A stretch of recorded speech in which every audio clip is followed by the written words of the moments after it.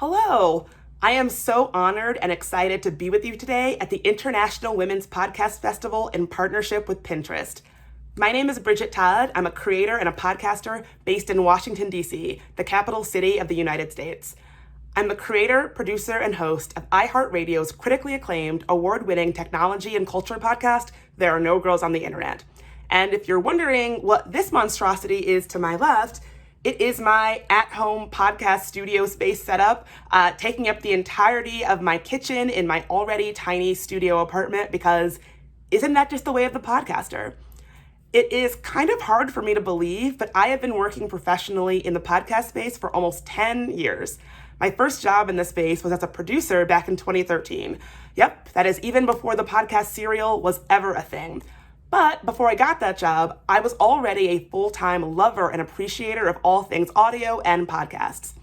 You know, back then, we really had no idea what the industry was going to become. We had no idea all the different dynamic talent that would join the space or all the different opportunities that would present itself in the space. All of these things were still years away. They were still on the horizon.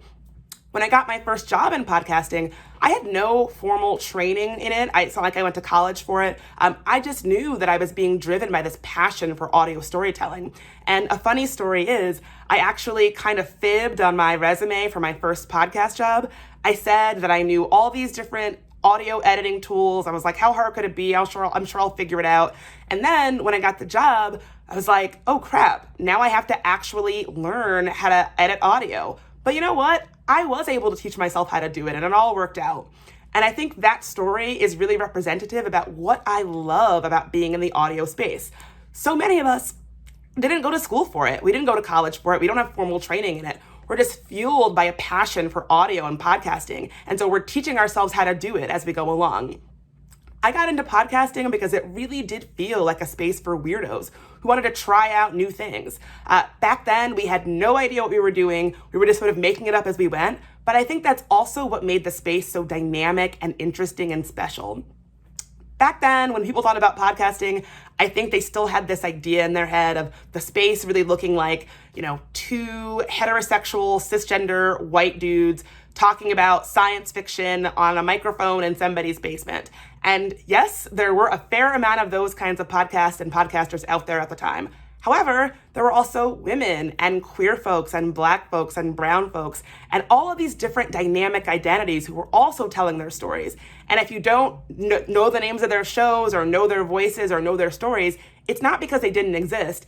It's because they didn't get the shine, the amplification, the space, and the recognition that we know that we deserve in the space.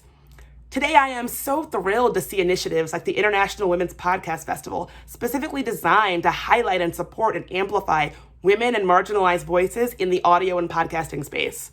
Traditionally, marginalized people belong wherever stories are being told and decisions are being made, not just on the microphone, but behind the mic as agents, as producers, as sound engineers, and as network higher-ups. According to WFMT, less than 5% of audio engineers in the United States are women. It's time to change that. It's beyond time to change that.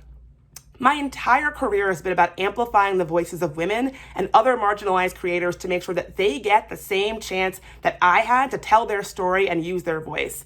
Whether it's from my work as a mentor for the Seneca Women's Podcast Fellowship, where we're really shaping the next generation of women in audio, or on my own podcast, There Are No Girls on the Internet, where I'm so thrilled to tell the stories of all the women and queer folks and Black folks and trans folks and other marginalized voices and identities that make technology and the internet what it is. Stories that we know are far too often overlooked. Now, we know podcasting doesn't really just have a pipeline problem. There are plenty of creative, dynamic women and queer folks and Black folks and trans folks and other people who have been historically underrepresented who are making amazing podcasts and amazing content. We're here, but we need the people with power, decision makers, to meaningfully support our voices, not to mention people with money to fund our project. Pass us the mic or get out of our way. I want to see more women-led projects being greenlit. I want more teams of women winning in the space. There is truly room for all of us, and we need to hear our stories. When people ask me, do you have any advice for people who are interested in becoming a podcaster or interested in getting into the podcast space, I always say the same thing. Do it. Do it because we need you. Your story is power and your voice is power, and we need to hear it. Thank you so much. I hope to see you soon.